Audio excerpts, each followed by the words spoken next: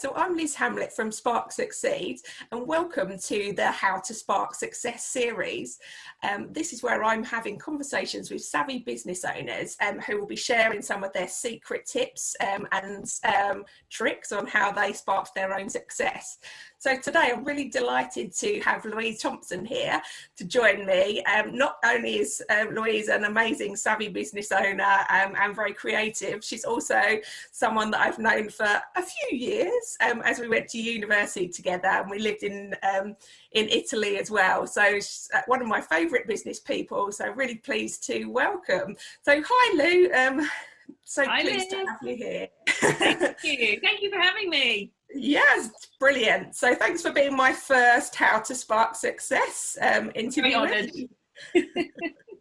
So Louise, do you want to tell us a bit about yourself? Because I know you're a corporate communications professional, but also the founder of Considered Living, which is a vintage homeware and interior design business, and also a qualified coach. So do you want to tell us a bit about yourself and your sort of career journey?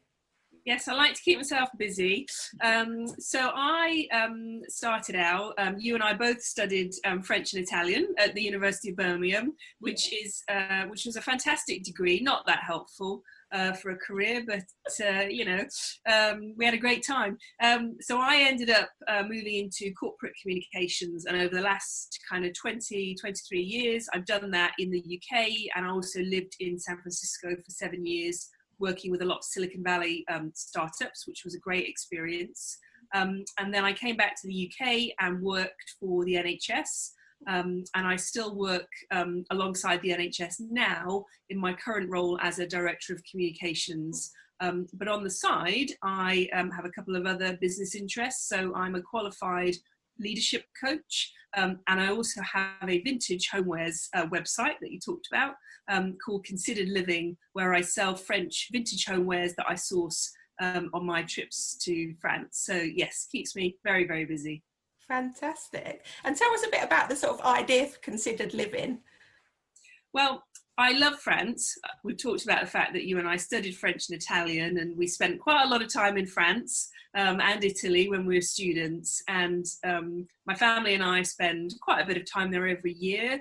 And I love vintage stuff for my own home. So it just became obvious that I was spending more and more time on our trips to France buying stuff than I was actually sightseeing or being on the beach. And then I ended up with a household full of really beautiful vintage things. And what I love about them is that vintage homewares they are beautiful, but they are very practical. So you can have beauty and utility all in one. And I thought, well, I've got quite a lot of stock. Funnily enough, take after my dad, who also sells vintage things, and thought, well, I may as well have a go at trying to sell some and see if other people like what I find as much as I do. So it just started from there, really, and it's a website, and I sell on Instagram, and it's been really nice. And because during lockdown, I think people have just looked for ways that they can make their home more comfortable, more beautiful, and buying something vintage is a really nice way to do that. So it's been a busy time. Yeah, and I can vouch, it's amazing Instagram for a bit of sort of looking at stuff for your house and sort of dreaming away like you're in France. So and escapism, we all need that at the moment, don't we? Yeah, definitely. So Louise, so what's the biggest factor, do you think, that's helped you be successful? Wouldn't say it's any one thing particularly, but one thing that has really helped me, and this is quite a recent thing. You may have heard of the writer Emma Gannon, and she has a book called The Multi-Hyphen Method, which is basically talking to people about starting a side hustle or a side business.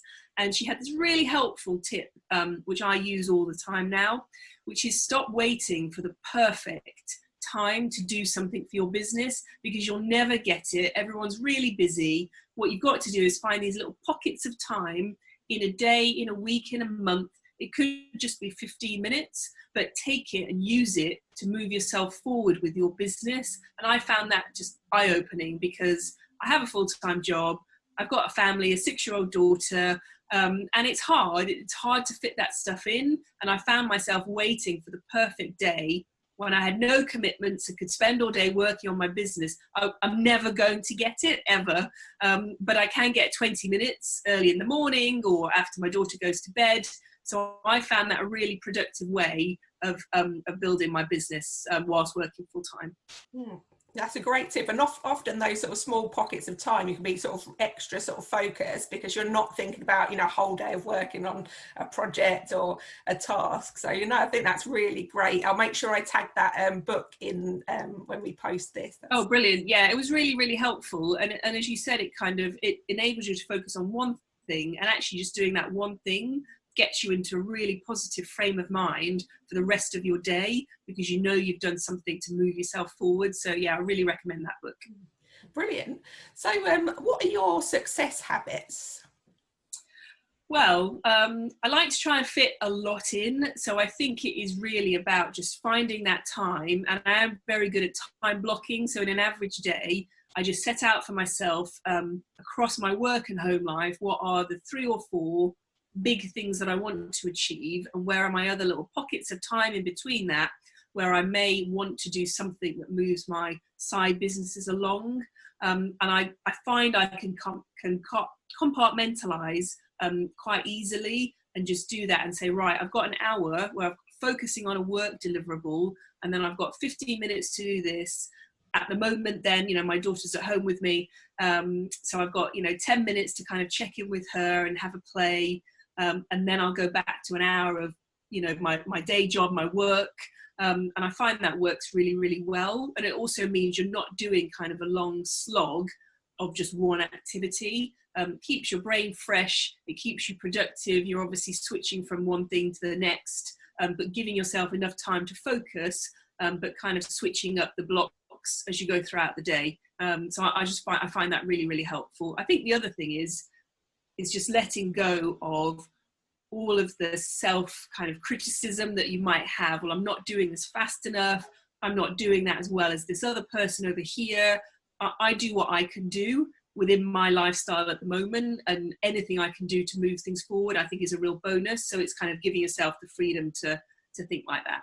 Yeah, and I think, you know, particularly now in lockdown, you know, the needs are there in terms of sort of making more productive use of your time, but not necessarily always having to work, you know, 9 to 5. You know, you might be very productive in the morning, or, you know, an evening person. So, and I know you're like particularly sort of motivated and sort of very focused. So that's a really great piece of advice.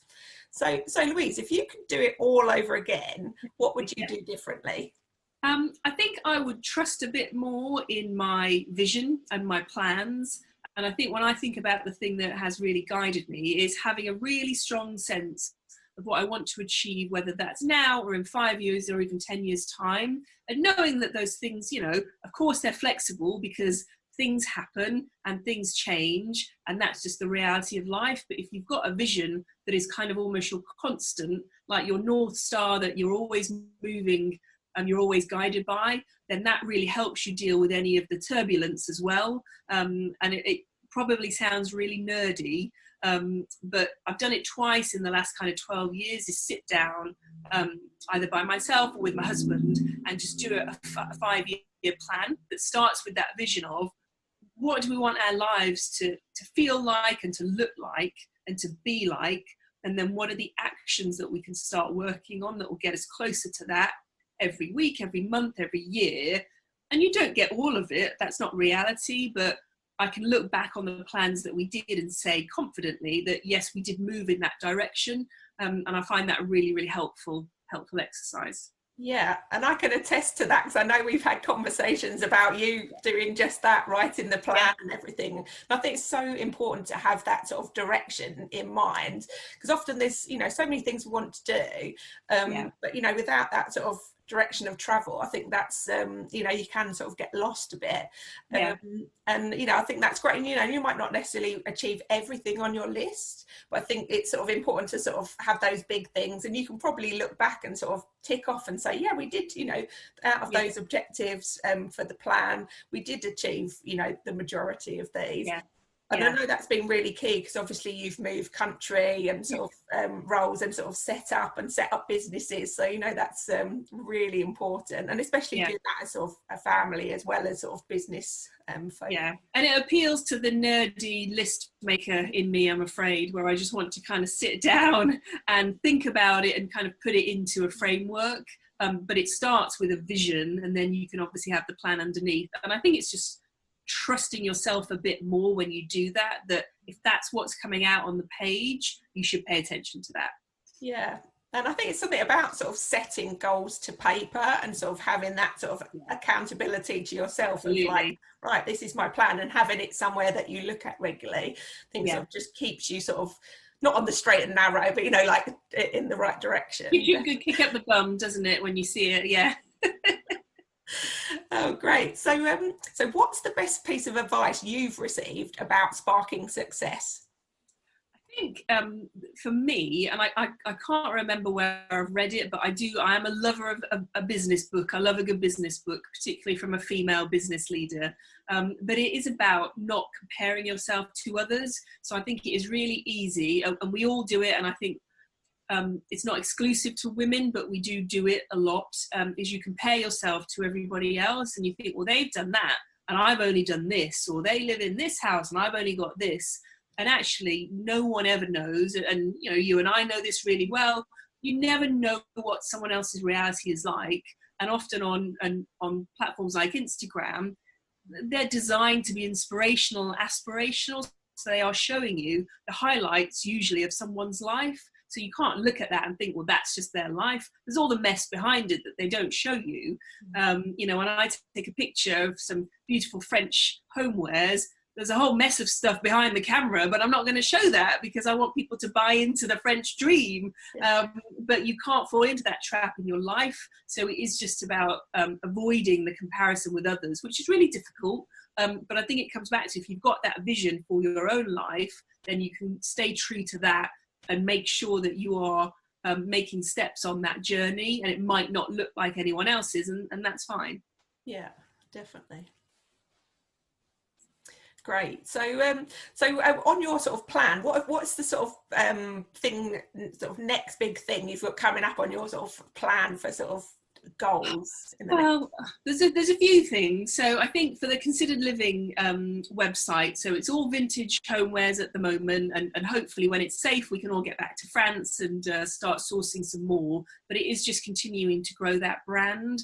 And I would like to start introducing non-vintage lines that are sympathetic with the vintage kind of home feel at a certain point in the future. Maybe a garden line as well, because I love my gardening, as you know. So it's thinking about how I can kind of grow and scale that business, and then also doing more coaching. So we talked about coaching at the start. So you know, in my career, I've really benefited from having a very strong coach. And I know you believe that, and obviously that's what you're focused on now, and it is so important. And I want to be able to focus on that a bit more in my current role and outside of it, to kind of help professionals navigate those challenges. So I just want to be able to spend a bit more time and focus on those things alongside my day job, which I love and keeps me very busy. But it's finding these pockets of time, isn't it, where you can do some other things. Brilliant. So that's fantastic. So obviously the How to Spark Success series is all about sort of learning from other people's success habits and, you know, what's worked for them. So if you've got any sort of final words for the people watching this in terms of advice? Yeah, I think, as we talked about, for me, 3 things that really work: have a really clear vision about how you want your life to be and make it real. How does it smell? How does it sound? How does it look? How does it feel? And then use that as your guide for your plan. Find pockets of time throughout the day and the week, so you can actually start to move your plan forward. And then don't compare yourself to others, because you are doing your thing and you're doing the right thing. So just kind of try and keep that noise to a minimum and stay focused on where you want to get to. It's not perfect, but those are 3 things that really help me. Yeah. Thanks so much, Lou. It's been fantastic having you as part of our Thanks, first Liz. episode on how to spark success. And just tune in, and we're going to have some more amazing and savvy business owners. So do join us for that. But thank you so much, Louise. And it's been great to have you as a guest. Thanks, Liz. Thank you. Take care. Bye.